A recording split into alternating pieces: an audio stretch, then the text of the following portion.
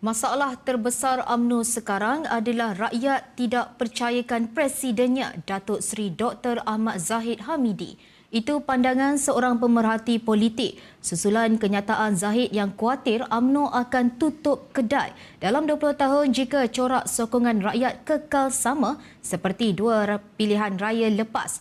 Tegas pemerhati, UMNO boleh selamat jika Zahid pergi dahulu. Justru selagi beliau kekal, maka masalah trust issue akan terus membunuh parti keramat itu.